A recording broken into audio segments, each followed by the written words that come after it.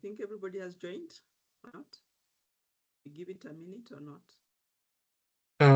Let's wait maybe one more minute and we can start.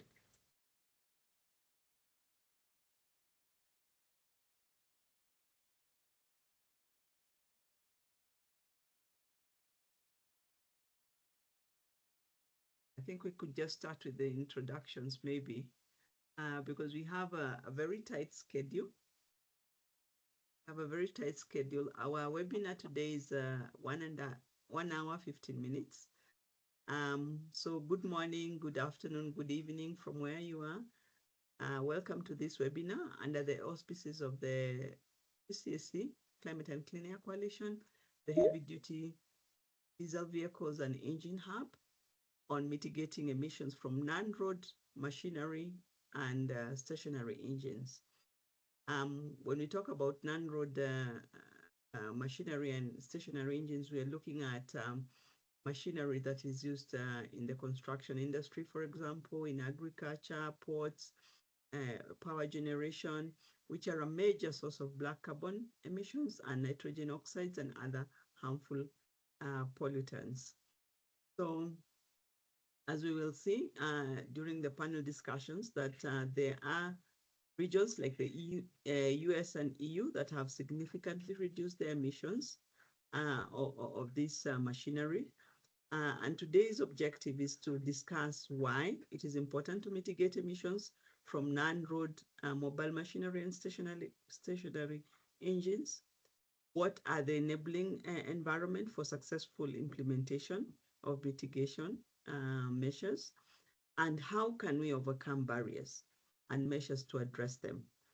We will have presentations from the City of Oslo, from the International Council on Clean Transportation, ICT, from C40 cities, and from Swiss Contact. We will start with the welcome remarks.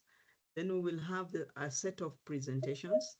I suggest that we have all the presentations at once, so that we have the presentations will be roughly 10 minutes, and then we will have a good time for Q&A at the end of the session of the presentations. So I would wish to welcome Ganeva Nordenham, Senior Advisor at Norwegian Ministry of Climate and Environment, and she's also the CCAC focal point for Norway, to make her welcome remarks. Welcome. Thank you so much, Jane. Hello, everyone. Good morning, good afternoon. It's a pleasure to welcome you all to this webinar on mitigating emissions in non-road vehicles and stationary engines.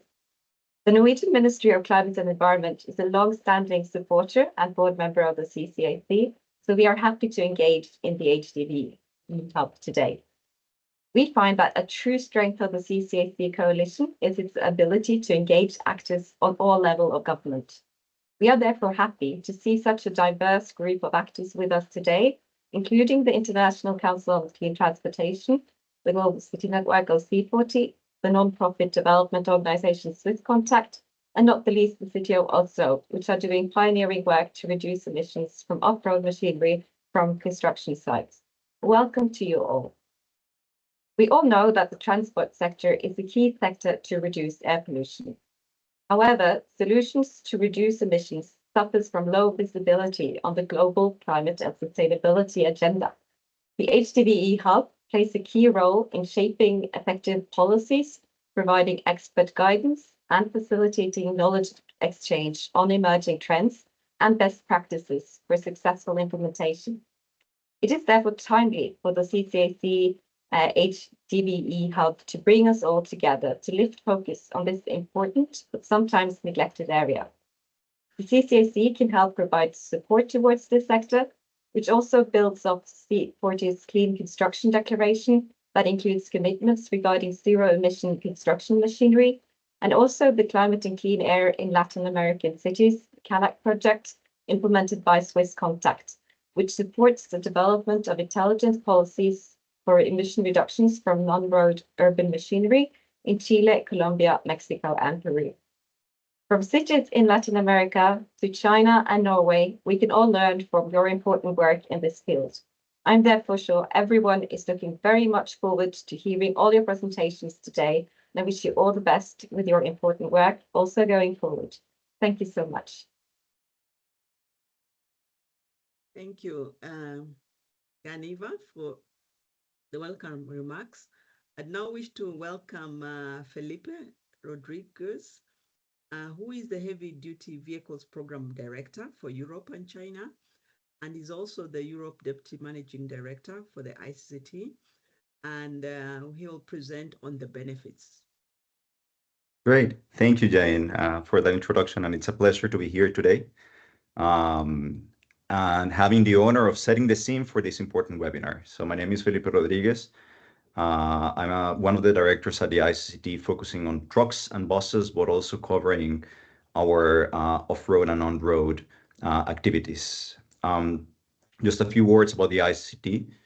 We are an international nonprofit organization founded with the objective of providing objective research and facts for effective policymaking to clean up transport through technology interventions. So I'm going to go ahead and share my slides. And I hope that you can all see them. And to introduce to you what are our estimates and what are the benefits both for climate and air pollution from the electrification of non-road machinery, and what are the policy interventions that we already see happening in many regions around the world trying to accomplish this. So let me start with our latest estimates on what is the greenhouse gas impact of non-road globally. To start with, let me have you get this number, have one of the key takeaways of today's webinar. Non-road machinery is responsible for about 2 gigatons, right? 2 billion tons of CO2 equivalent every year. And what we have been trying to do at the ICT, and please take these results as preliminary modeling that we are doing based on other models that are already out there, is to try to estimate what is the geographical distribution of those emissions, what are the sectoral distribution of those emissions, and also how they compare across different climate pollutants. So if we start with the left-hand side column and try to break down those emissions by region, we see that China is responsible for the largest chunk of those 2 gigatons, right? A lot of construction activity happening in China, a lot of agricultural activity leading to these results. Then we have this other Asia block that doesn't include India. We have India separated, right? So let's skip that one for a while since it's a collection of many other countries. Then we have North America, United States and Canada more specifically, where we see that the contributions are almost 400 megatons of CO2 emissions, right? So very large amounts of CO2 equivalent. Latin America, India, Europe, Africa, Russia, and Middle East following in succession. So looking at the subsectoral distribution of these emissions, we see that construction and agricultural machinery have almost equal shares in these emissions inventory. Construction machinery is a wide range of equipment that are employed at all different scales for construction activity, from backwheel loaders, forklifts, and many others. Agricultural machinery, perhaps you know them better, are the tractors that are used in all the fields that grow our food. And then we have rail and other non-road emissions. When we look at the distribution by pollutant, we see that CO2 makes about half of the climate impact, right? So this modeling is using the 20-year time horizon for estimating the impact of climate pollutants. And we see that black carbon is the next contributor due to the high emissions that unfiltered diesel engines have on this pollutant, and the fact that off-road machinery is used in transient applications also a lot of idling, which are conditions that lead to very high black carbon emissions. We also have some methane from the upstream emissions of diesel production. These are well-to-wheel emissions. And lastly, we have on the far left a comparison point, right? So we all know that global shipping emissions are a major contributor to our climate change, and we see that non-road machinery is significantly higher than that at the global level. So I can provide a bit more of flavor on how this distribution between on-road and non-road vehicles is in the different key regions. So we have here on the left-hand side for the United States, non-road accounts for about 23% of all mobile sources. This is excluding international aviation, excluding international maritime emissions. And out of that, we see that the biggest chunk is off-road equipment, right, accounting for 10% of the full mobile source emissions of the United States. In the EU, we see very similar numbers, 20% for all of non-road, 7% for off-road equipment, and similar again in China, right? So this is something that we see very similar across all of the regions. But of course, greenhouse gases is not the only issue that we have from non-road equipment. Given the success that we have had in many of the key regions in reducing the air pollution from road vehicles, the off-road machinery with perhaps its more relaxed pollutant emission standards and the longer life of these equipment start to make a significant contribution or a disproportionate contribution to particulate matter and NOx emissions, as we see here in this diagram, right? China is perhaps the most extreme example where we see that construction equipment and agricultural equipment together account for almost 80% of the PM emissions. And when we look at nitrogen oxide emissions, it's almost 40%. Right, so non-road is a very significant contribution to the air pollution that we see in many of our cities. Now let's talk about the potential to reduce all of these emissions through electrification, right? Left-hand side, we have here the latest and greatest figures of the global zero emission of road equipment inventory, right? So this is an aggregation done by the California Air Resources Board of how many models of electric machinery are available.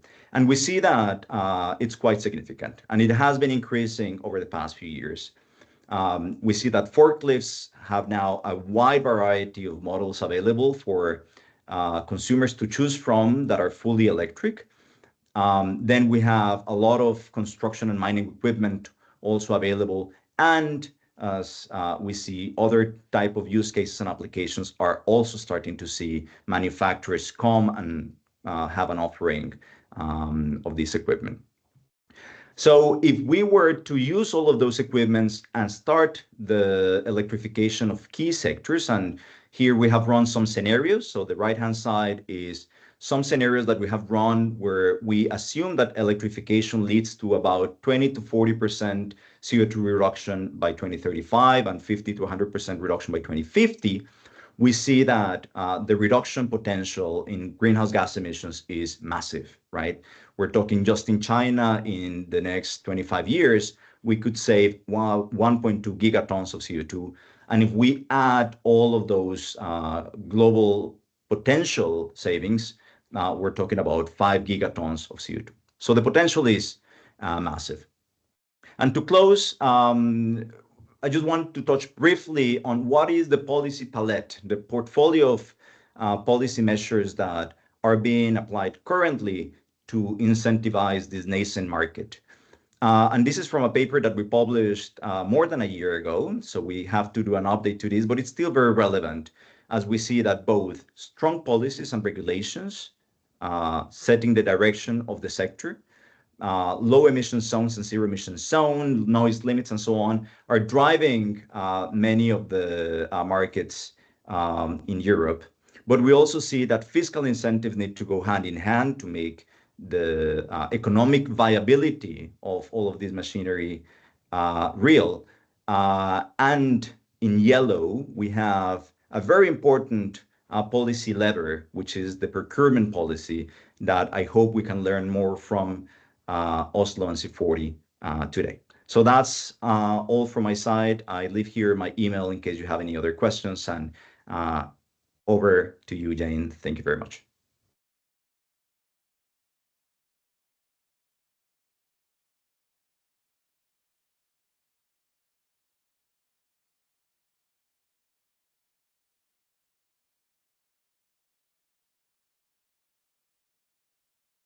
Jane, I think you're on mute.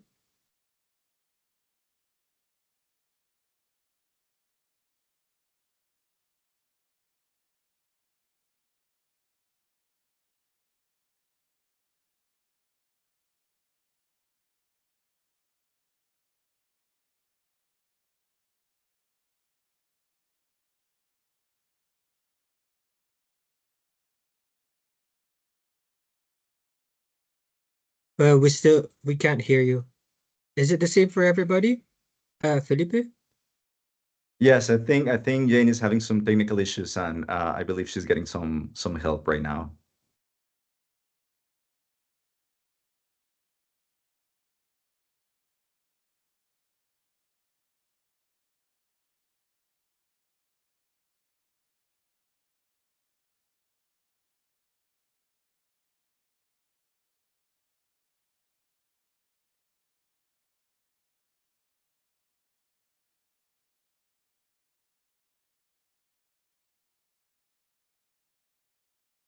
Sorry, what happened? Yes, thank you, We thank can you, hear. thank you. So thank you, Felipe, for that. And sorry for the technical challenge. I don't know what's happening to my laptop today. As I said, we will listen to all the presentations. So that was the first one on the benefits and laying the groundwork. So we will move to the next presentation by Andre Astrud, who is the Clean Construction Senior Advisor at the C40 Cities. And he will be presenting on why cities matter.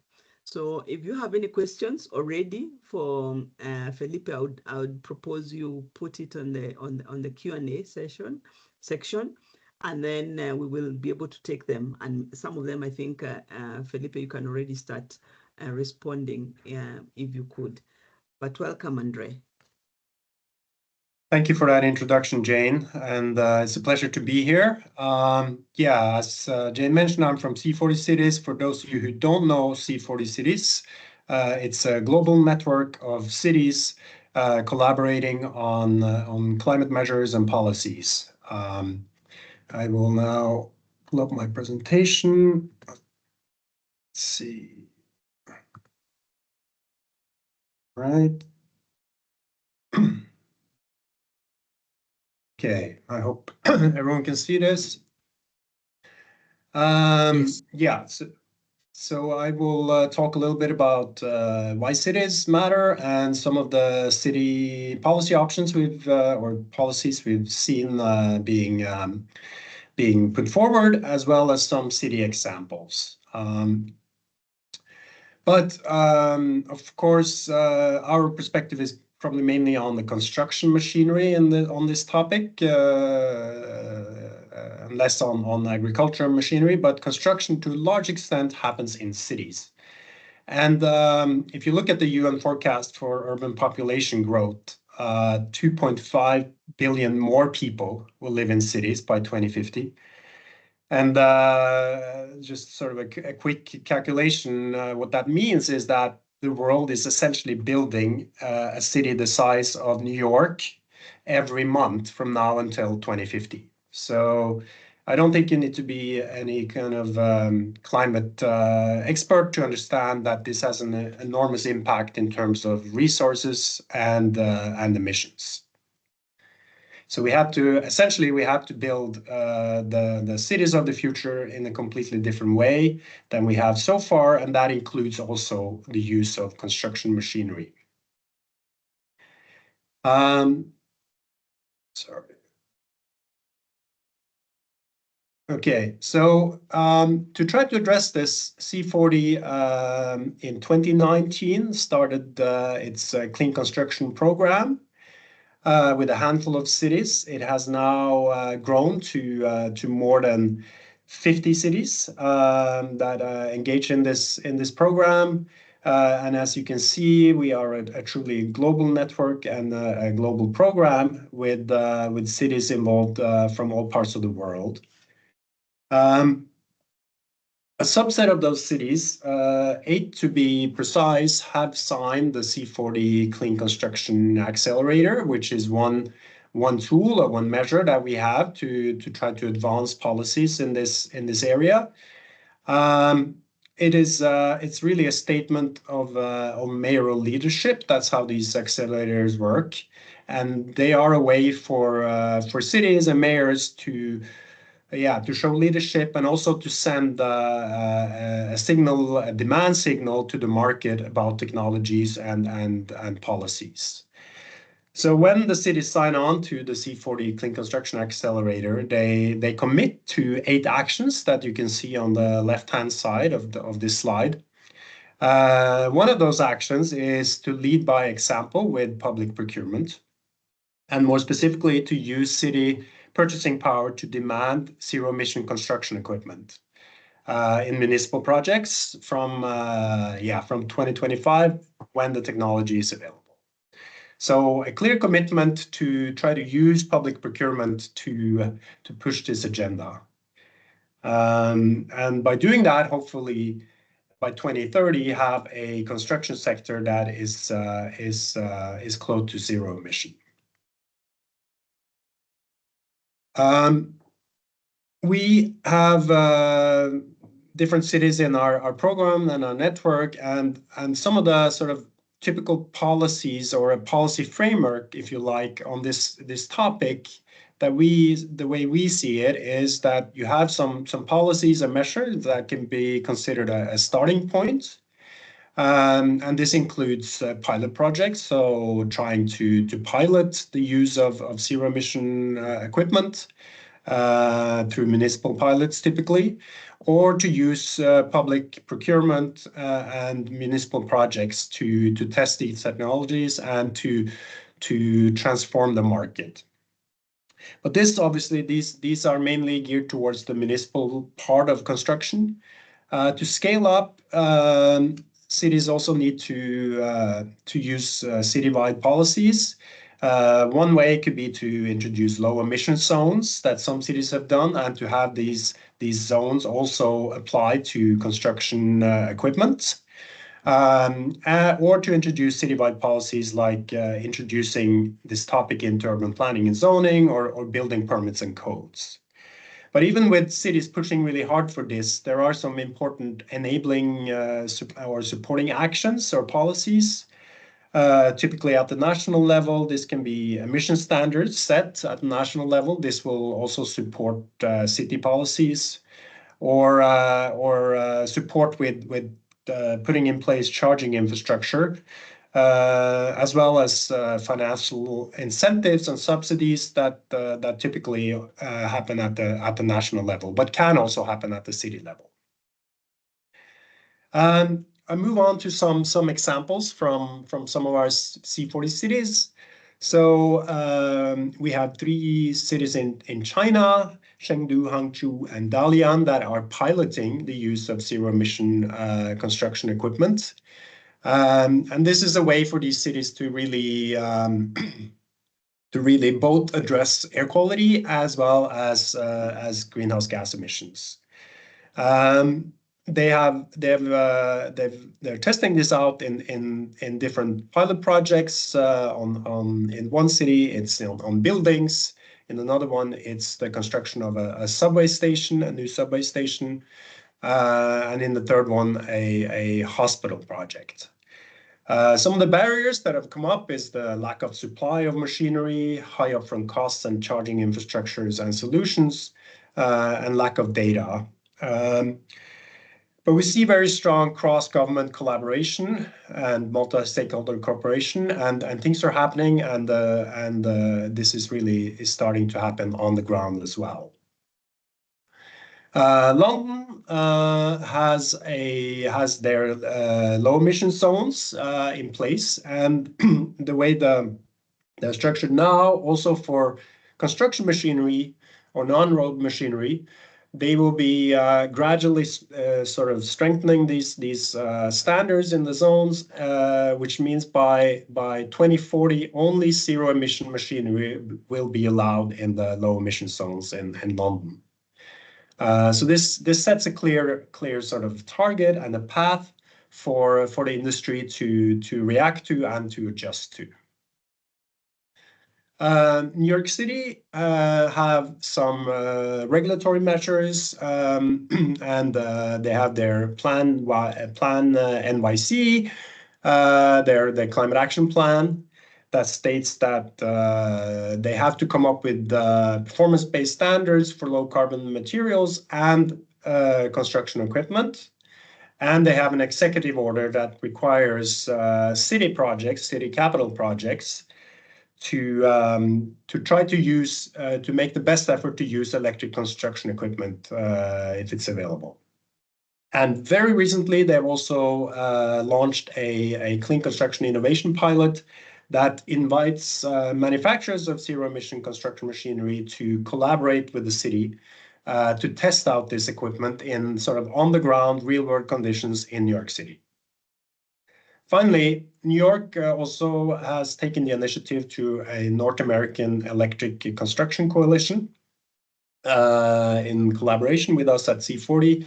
This is sort of a big buyers club, if you like, and so far 7 North American cities have signed on to this along with industry leaders.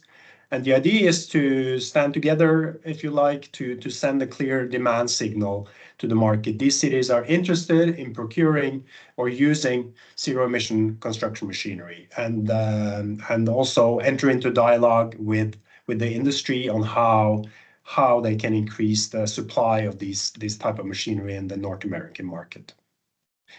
Finally, I just have included on my slides some links to relevant resources if we share the slides afterwards. So thank you very much for your attention.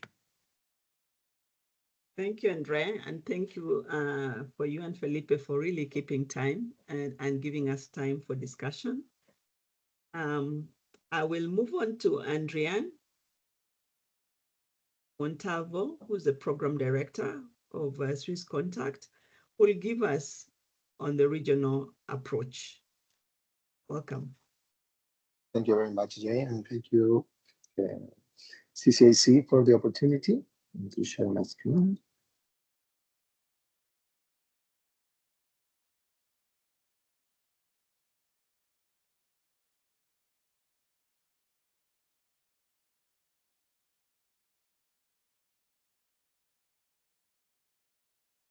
So this is the CALAC Plus program. This is a climate and clean air Latin American cities. It's a project that we execute here in Latin America. And as the first moment mentioned, in 4 countries, in Peru, Colombia, Chile, and Mexico. And we are working in 2 main areas. One is urban transport, and the second is the non-road mobile machinery. And it's interesting because in the region, we started in 2018, and we find initial situation about this topic. There were no a methodology to the inventories in the first moment, to a fleet of non-road mobile machinery, and of course, no emission inventories in some of the countries. In Chile and Mexico, there were inventories, but not in Colombia and Peru. And of course, there were no decontamination plans or policies in Colombia, Mexico, Peru.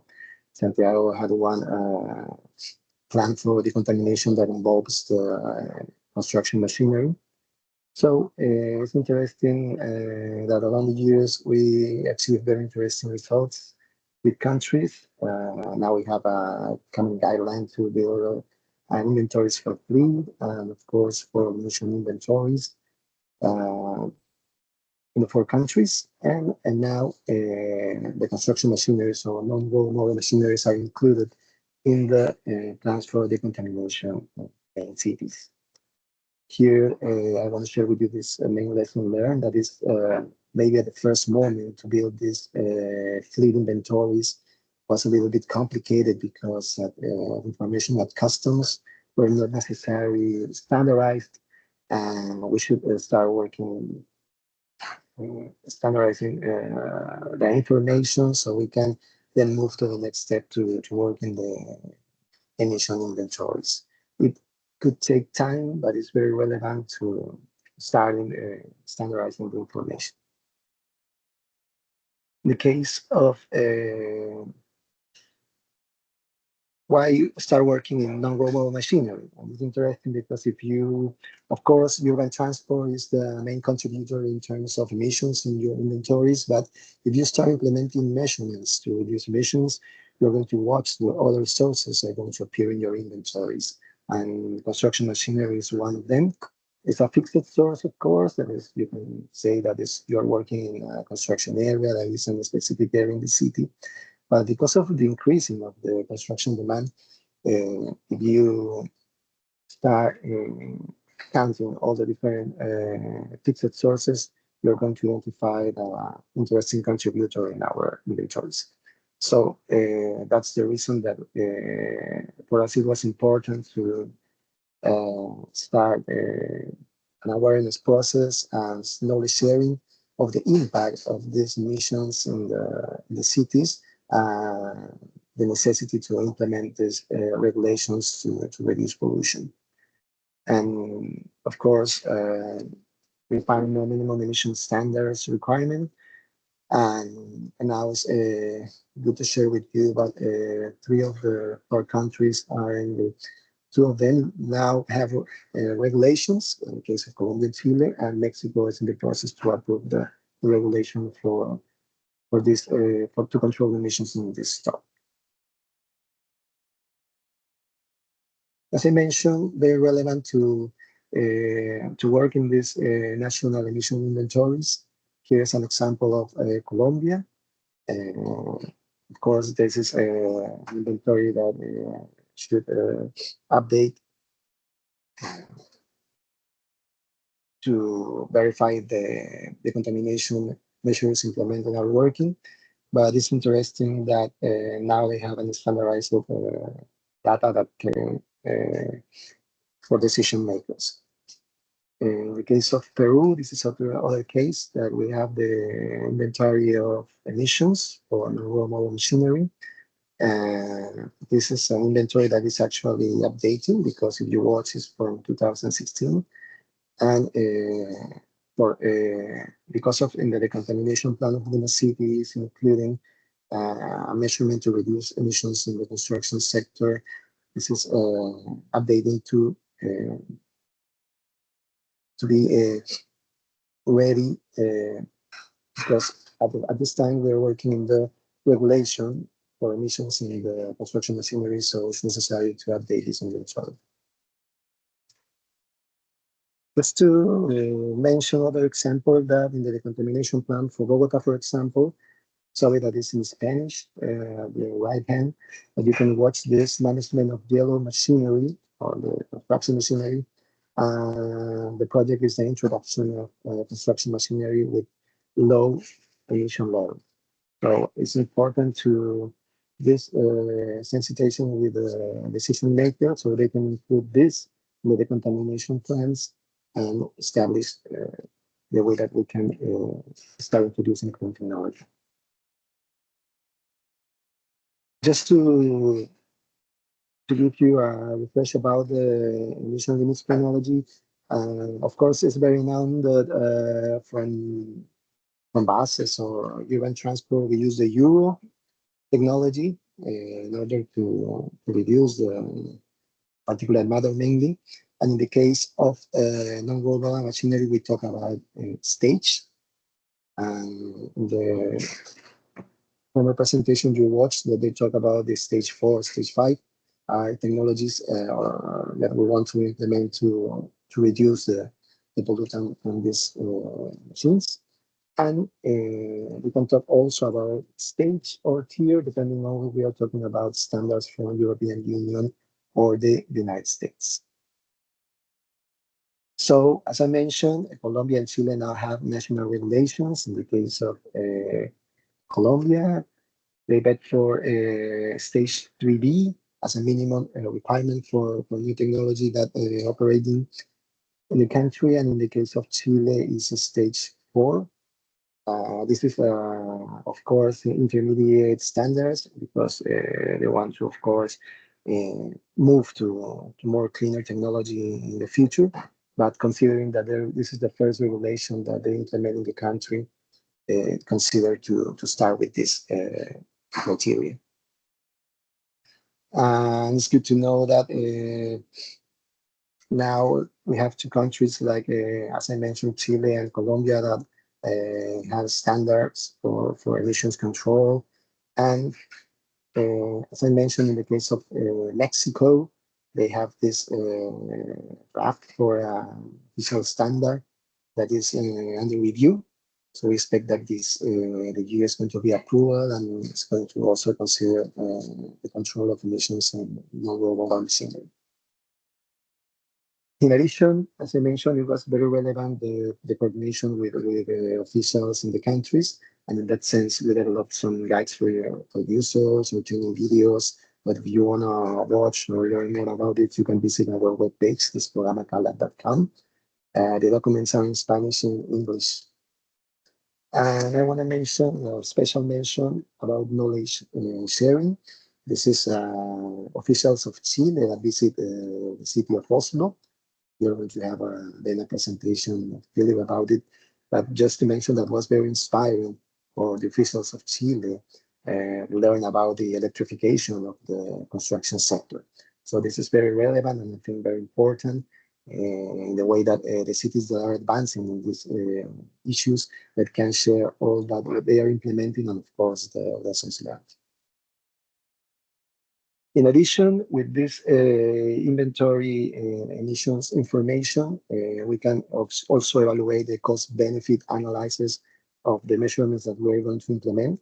So in that sense, we work with the officials with different tools. In the case of CalMac for machinery pollutant emissions calculator, HEBASH that correlates the health information with the pollutants concentration, and in the case of HEMAC and HETRANS, to analyze the cost benefit. HEMAC specifically for a novel mobile machinery. You can also find this on our webpage. And I want to thank you very much for your kind attention. And just to, as a final remark, is to, in our case, and I think that we can also help us, is to identify the incentives for all the stakeholders that are part of in the way that we can implement this regulation and start controlling emissions in this state. Thank you very much. Thank you, Adrian, for that presentation. I think we move quickly to the next one, which is by He, the China Managing Director, ICT, and she'll be presenting on the recent developments when it comes to off-road equipment. Welcome. Okay, thanks for Jane's introduction, and thanks for UNEP CCAC for organizing this great webinar. So I'm Hui He from the ICCT. I am the China director for the ICCT, and I lead our China program. I also work with Felipe, who presented earlier to advance our China heavy-duty and off-road programs.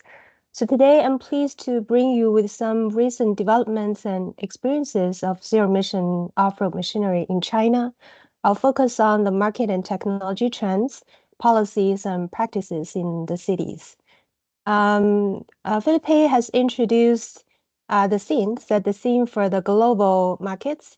And here I just want to highlight that the off-road sector is surpassing the on-road sector or approaching the on-road sector as one of the dominating source of air pollutants and CO2 emissions. So in terms of direct PM emissions, now off-road sectors contributes more than 70% and close to 40% on NOx emissions and 7% on CO2 emissions among all transport sectors. Most importantly, as China continues to tighten the emission requirements and regulations for on-road vehicles, the contribution from the off-road vehicles will continue to grow. Let's quickly look at the market in China. So domestic annual sales of off-road machinery in China has doubled over the past decade, and that is primarily driven by the sales of forklifts and also some of the larger machinery types such as excavators and loaders. But fortunately, we have a number of electric models available for these major machinery types.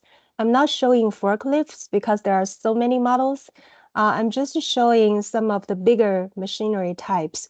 As of last year, 2023, we have nearly 80 electric excavator models and about 50 electric loader models.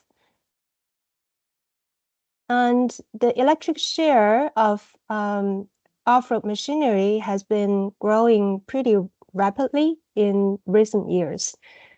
So as of the first half of 2024, 71% of the newly produced forklifts were electric. And these include the bigger guys, over 3 tons. The electric share for excavators, however, still remain very low. But the electric share for loaders has been pretty aggressive. It was 9% as of last year. We also look at the electric model availability by the different power categories. So on the right-hand side, you will see 3 pairs of bars. Each pair represents one major machinery type. The top 2 bars, forklifts, the middle 2 bars, excavators, and the bottom pair refers to loaders. So we're seeing from this chart that the electric models are widely available for most of the lower power bins, for forklifts and for excavators. However, we're also seeing the electric models are even appearing in some of the higher power bins for loaders. And this implies that now we have more electric models available to replace their diesel counterparts working for the heavy duty scenarios. So overall, the electric construction machinery models are now covering a wide range of weight and rated power range. Now I'm showing 3 main types: excavators, drilling rigs, and loaders.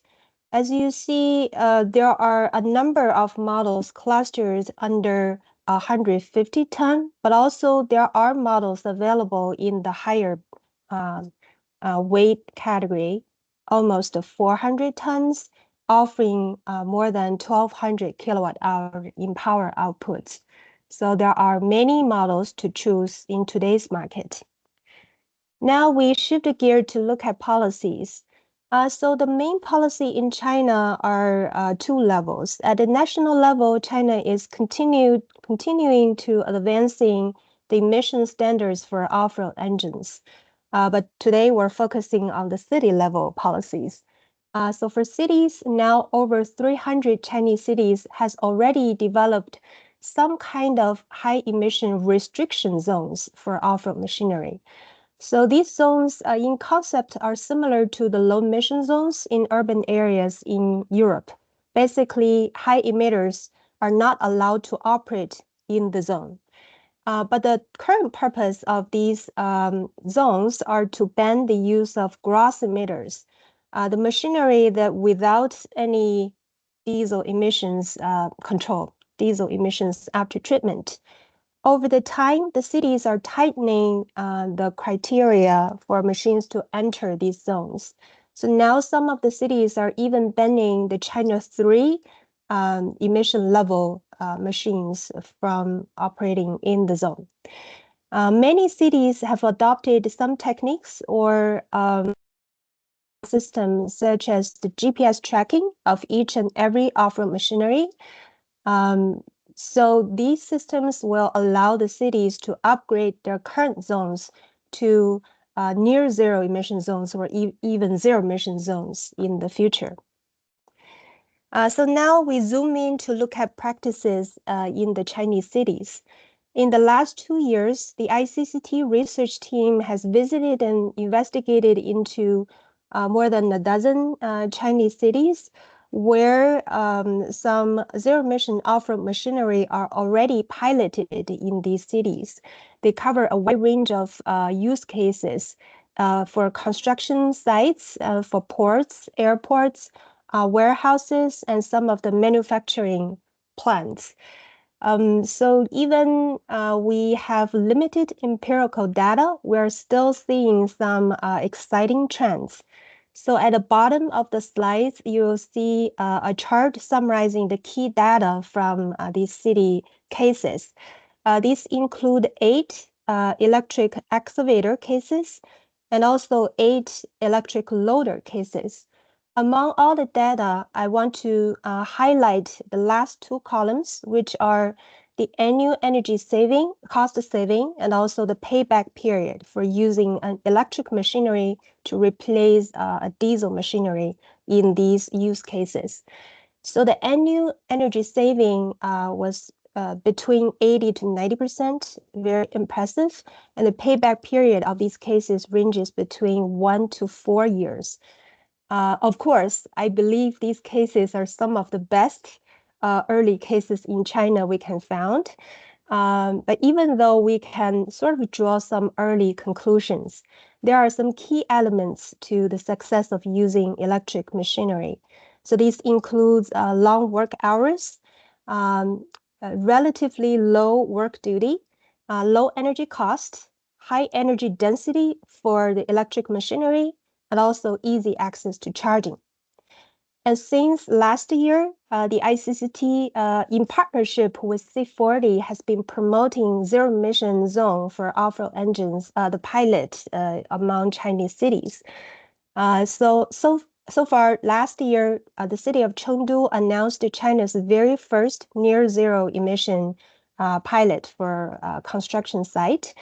Followed by 2 cities, Dalian and Hangzhou, on considering a similar approach. In this year, 3 provinces, including Beijing, Hebei, and Tianjin, are jointly considering a much greater size of demonstration of zero-emission off-road machinery. So maybe let's take a look of the very first case in Chengdu. So here are some basic information about the construction project.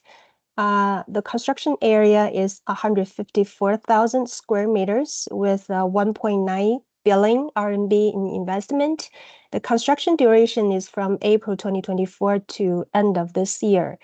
So as the very first pilot in China, Chengdu didn't require immediately every single off-road machinery to be fully electric.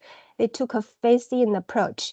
So on the right-hand side, you can see the share of electric machinery in terms of the total work of this machinery on the construction projects. For example, 44 of the sprinkler trucks work were done by electric trucks. 26 of the dumping work was done by electric trucks. Also, they used electric excavator for the backfill stage of work, and 100% of drilling rig and 100% of aerial platform for the entire construction period. So some of the amazing data. So far, it's not till the end yet, but so far, this approach has saved 19% PM reduction, 22% NOx reduction, and also 33% of CO2 reduction, which is really amazing. Last but not least, the ICCT is leading in organizing a series of international symposium on off-road decarbonization. We try to convene policymakers and key stakeholders around the world to have this opportunity to have dialogues and also create synergies. So last year we partnered with City of Oslo and C40 and had our meeting in Oslo. And the third meeting is planned for July in this year in California. With this opportunity, I also extend my warm welcome to you to participate in this meeting if you're interested. And here are some additional resources and literatures for your reference. Thank you for your attention. Thank you, Hirahi, for that presentation.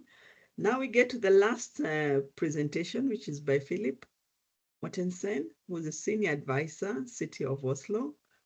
And the presentation will look at from pilots to mainstream. Welcome.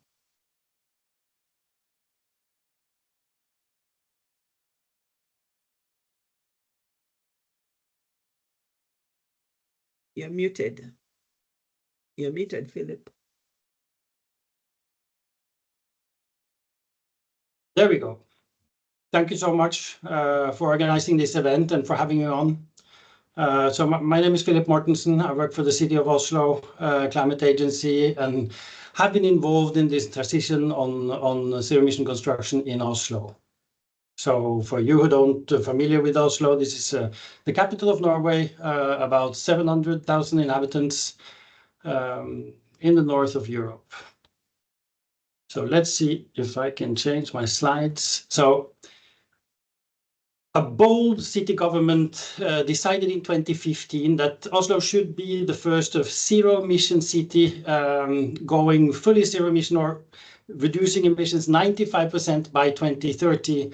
That's direct emissions scope 1. So this is a key part of a more comprehensive climate strategy, driving then the focus also on construction. So looking at direct emissions in the city of Oslo, we have roughly half from mobility, a quarter from waste incineration, dealing with waste from around the Oslo region and also providing heat for the district heating system in Oslo. So with little emissions from buildings, off-road machinery represents roughly 14% of emission. So in 2017, as part of this framework, the city government adopted a procurement strategy, putting a lot of focus on how public procurement and green public procurement can support this transition. So we invest roughly for 2 billion euro annually the last couple of years, and the city across these different projects, investment projects, we have a standardized way of awarding companies that can supply us with zero emission construction services. So this framework is coordinated across all the different agencies of the city, having construction works, and a key sort of the heart of this effort to electrify construction. So after 5 years with this framework adopted in 2019, we now stand at roughly 85% zero emission construction work across a wide range of projects, roughly 200 projects, a little more than that. On average, 5 big pieces of machinery on each site and more than 1,500 hours on each site. So we have a comprehensive sort of database now with the projects that we have done, and really most of the work now has been electrified since 2019. Of course, this has been a journey. When we started out, there was really no equipment available in the market, not in Oslo, and I guess most other places. So we quickly realized that we needed to draw attention to this topic and engage internationally through the C40 Cities network and also to different other kinds of sort of networks in Europe to talk about this and to engage also with the industry, both in Norway and Europe. So this has been a key part of the initial efforts. Then we had the first pilot project in 2019, and at the same time introduced these standardized public procurement requirements. So we have also then been looking at the same time we set these standard award criteria, the city government adopted a goal that all public works in the city should be zero emission by the 1st of January 2025. So I guess also that the city announced this at the highest level in 2019, that there was to be sort of 5 years time period for this shift was a sort of key element. Then, of course, the public works, we think it represents maybe 30% of the overall market volume for construction in Oslo. A large share now, also due to we have a couple of large infrastructure projects for a new metro line and also a water supply project. But still, with 30% public works, the rest, 70%, is in the private sphere. So there has been a proposal from the city government to provide regulations towards the private sector, to private real estate developers, that there should be a large share of work should be zero emission from the point this regulation is adopted, and then also signify that by 2030 all work should be zero emission. But I should say this has been a bit controversial. The national government has contested this assumption that we can have such climate regulations into the urban planning framework, and this has not yet been formally adopted. So, of course, before the city government made this proposal to put requirements forward towards the private sector, we did a thorough analysis and impact assessment based on the experiences, the lessons learned that we had in our own project. So there are concerns, of course, with zero emission equipment supply, as many already have pointed to.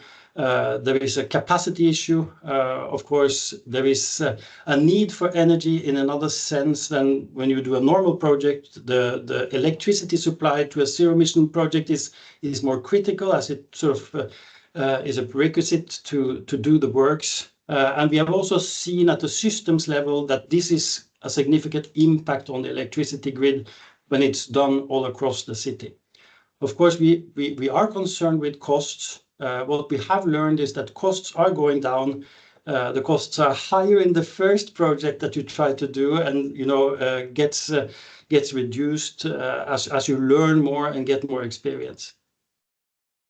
So we will continue to work together with stakeholders across the value chain, try to develop more pilot activities and work with barriers and opportunities. So this webinar, of course, is an important part of this, to have this kind of interaction. There is a need for a wider sort of policy discussion, a need to have more clear policy goals on this particular segment of emissions, more focused work on technologies and solutions, or including business models, and a wider sort of enabling policy framework.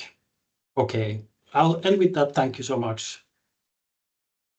Thank you, Philip. And that ends the rich presentations that we've had today, touching on this important topic. I think one of the questions, we will now move to question time, because I see our time is also gone quite fast. We'll now move to the question time. And one of the questions, I think, Marco, which keeps on being repeated, whether the presentations will be shared. And I think that's the purpose of also having the recording. This will be shared, it will be available for the participants. So I think we've moved to the first question, that is by Michael Lord.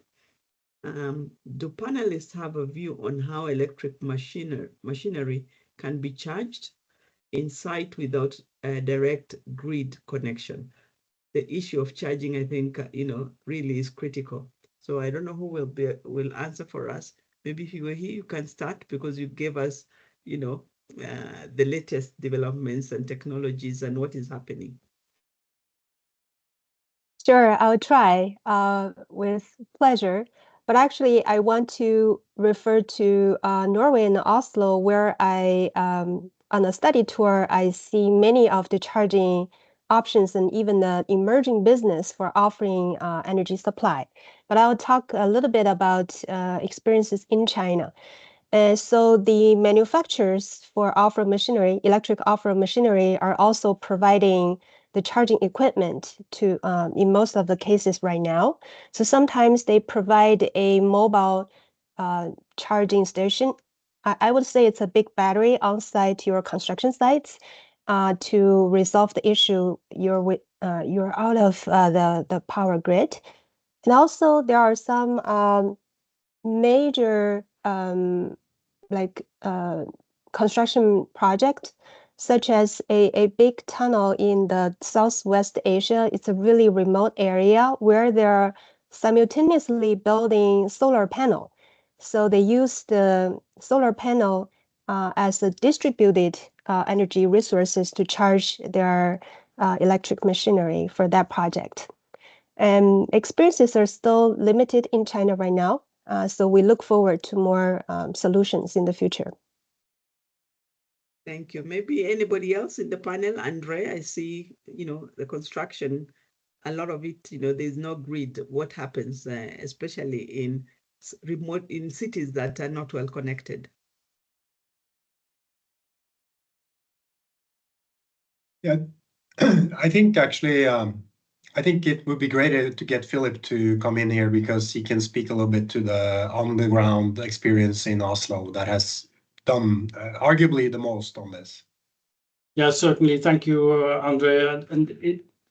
Now, as Hui also pointed to, a real sort of fascinating feature of this process is the growth of new small companies providing sort of tailor-made solutions to supply electricity to the construction sites.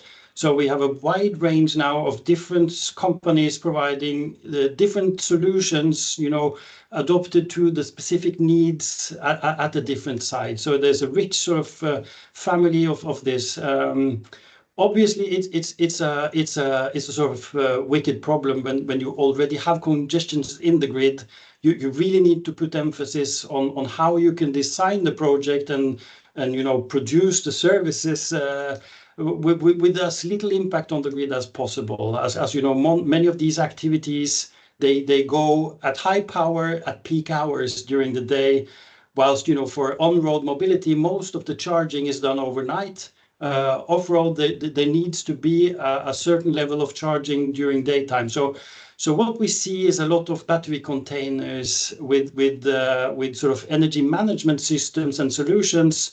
Some of them also now based on used EV batteries as a sort of low-cost option, as the sort of performance requirements are not that high, but still the batteries on site, they provide this opportunity for the companies to work with almost no load during peak hours, and they can charge those kinds of battery solutions overnight, just as you would do with a car. So and also we see, of course, that the costs involved in this has been significant in a very early stage, but now the cost also is coming down quite fast. And yeah, that's been an interesting feature. You need to think about the grid load. This is certainly a very local issue. On some sites, there is really no problem. And I must say, as we have more than 200 projects now in Oslo, this has been a smaller problem than we might had sort of foreseen. We see that they find solutions almost everywhere, and it's a learning process, certainly. So the first time you try, you do some mistakes, and you might have some impact on progress.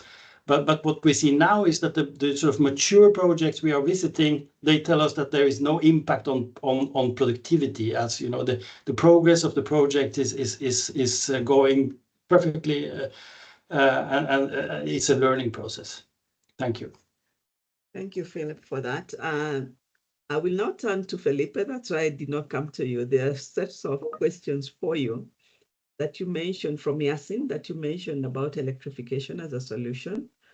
But what is the overall assessment on the sustainability of this approach? And then you could maybe speak about, you mentioned that you spoke about Africa, but you did not, reference it as such. Is it because of lack of data? And then for the other countries you analyzed, how did you determine the primary sources of emissions? And what was the methodology that you used? So there are 3 questions for you, Felipe. Yes, absolutely. And maybe I can try to connect it with the previous question, right? Because sustainability can be thought of environmental sustainability, but also economic sustainability, right? And then when we think about the charging solutions that this type of electrified machinery will have, they typically have a premium associated with them. And the role of government, of smart fiscal policies that try to close that gap in the total cost of ownership of the machinery is fundamental, right? And I was just talking to the Swedish Transport Administration recently, and they have just introduced a very innovative scheme where electrified machinery will receive a bonus for each kilowatt hour of electricity used, right? In a way, they're, instead of subsidizing the charging station or subsidizing the purchase of the equipment itself, they say, like, you know, we will help you get to that TCO parity, to that total cost of ownership, by giving you a bonus for each kilowatt hour of electricity that those machines consume, right? So it incentivizes not only to buy the machine and just put it in a corner and then use diesel, but to really use the machines that produce zero emissions, right? On the environmental side, you know, we have been hearing this from the road transport sector constantly, saying like, well, the grid is not that clean, the battery manufacturing takes a lot of, produces a lot of CO2 emissions. And we have done many analysis on these, what is called the life cycle emissions for the road transport sector. We haven't done them yet for the non-road machinery, but I'm fairly confident that we're gonna find something similar, right? Especially when you factor in the externalities caused by pollutant emissions, black carbon and NOx emissions.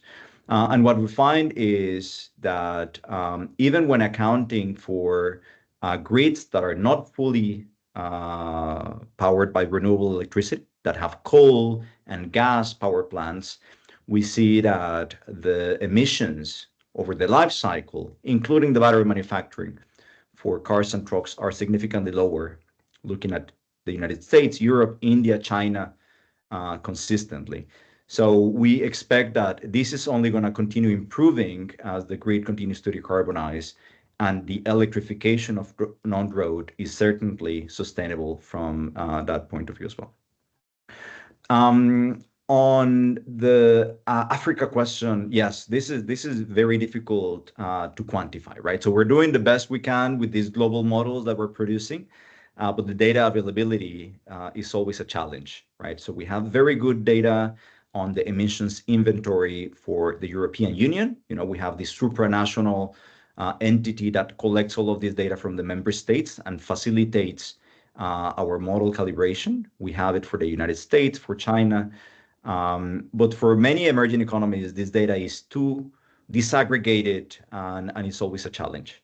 So, of course, support from anybody here in the audience on pointing us towards, you know, like a good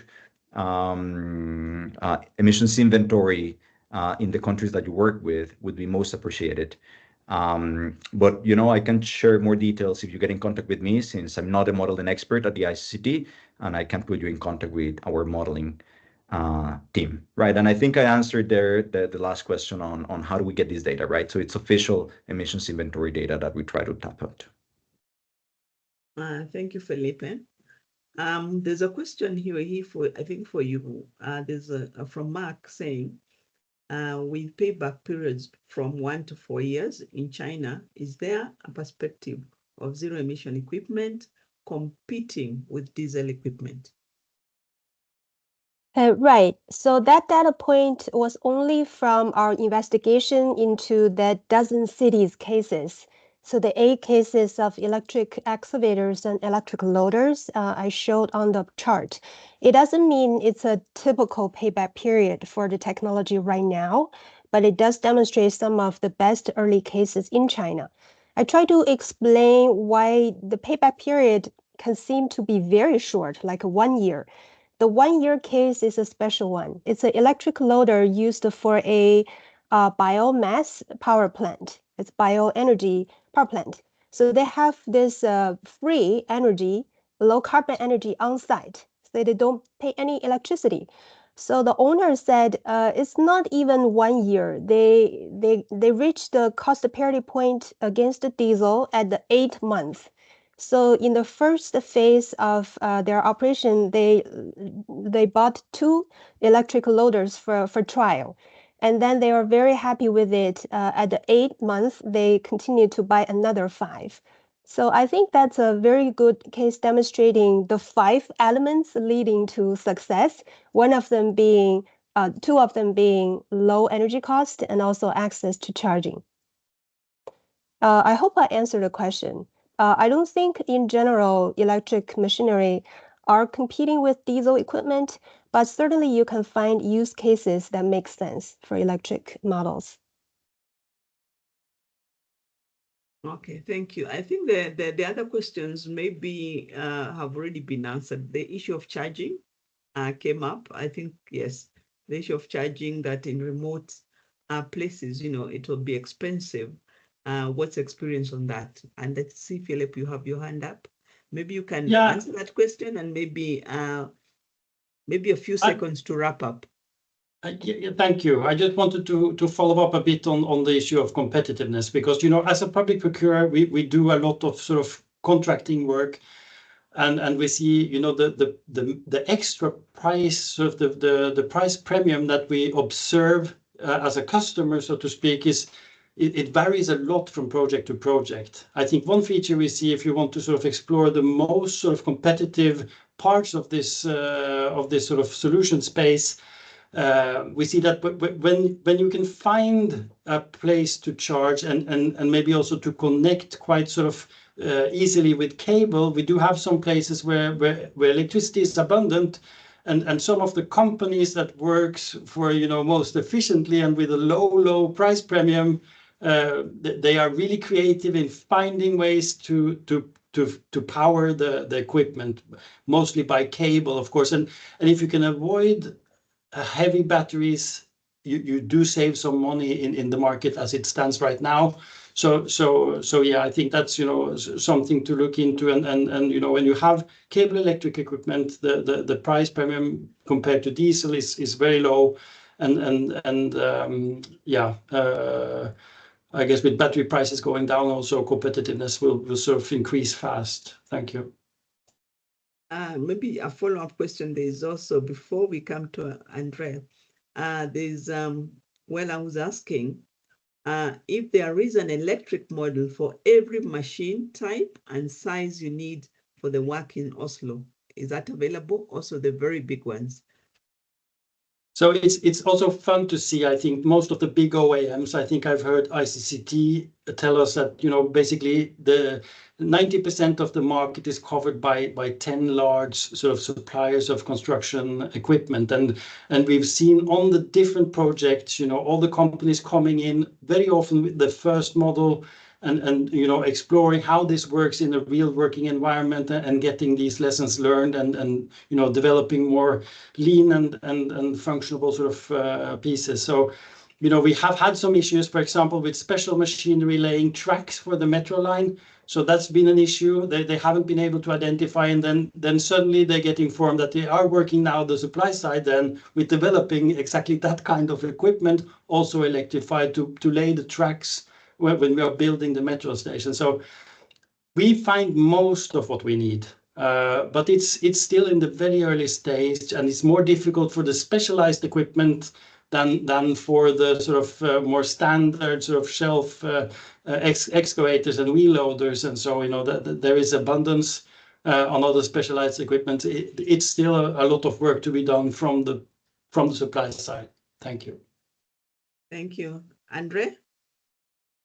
Yeah, I just wanted to build on that a little bit and just underline maybe why we have seen the most progress in cities in this space so far. And I think it is because, there was a question about how we can do this off-grid sort of, where there's limited grid connection. Of course, that is possible. But in cities, so far it's maybe slightly easier to find the charging solutions. So I think that's one reason we've seen it. And also some of the construction work required in cities, not all of it requires the largest, heaviest duty equipment. And the second main reason, I think, is because cities are the ones that benefit the most from the air pollution reduction, local air pollution reduction in dense city centers. This sector really contributes to the air pollution problems more than, for instance, infrastructure projects outside cities. So. Thank you. Maybe I can give Andriana. Andriane, any thoughts that you have? Because we haven't heard from you. We are about 1 minute before we wrap up. Okay, just to mention that we have a lot of work to do because we now have policies to regulate emissions for new machinery entering in our countries using diesel, but we still have machinery that is not new technology operating in our cities. So we need to evaluate if retrofitting or other actions that can be carried out in cities and countries. So I think we have a lot of work to do in that sense. And of course, thinking on electrification as an alternative is evaluating here, as I mentioned in Chile. But I think if we can increase the demand, I think prices are going to be more competitive and can be a good option in our countries. Thank you. And there's one question also from Mohammed, the last one, is are there any special skill sets for, the operators of this equipment? I think it's almost the same as an electric car. So I don't know who can, although we're in time, but I don't think there's any special skill set if you already know how to operate the non-road machinery. So I think we're right on time. I can wrap it up by thanking all the presenters, by thanking all the participants who've been engaged. We've seen the questions. The presentations were really insightful. We see that the non-road mobile machinery and stationary engines really, we've seen their impact when it comes to, or their significance when it comes to emissions, and the need to actually also regulate this kind of equipment.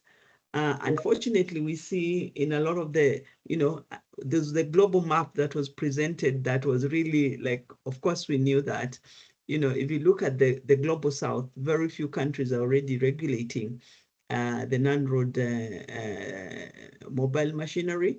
The standards, they're non-existent. And this is a time, as UNEP, for example, we've been working with countries on implementing on-road vehicle standards. I think it's a high time that we also, bring that discussion so that as they are dealing with the vehicle emission standards, on-road vehicle emission standards, they also start dealing with the non-road mobile machinery. We've seen solutions that are there.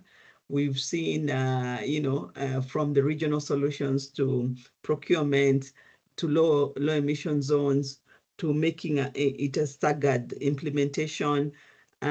So I think the solutions are already there. And I really, really want to thank the CCSC for coordinating this webinar. It's really an eye-opener. And, at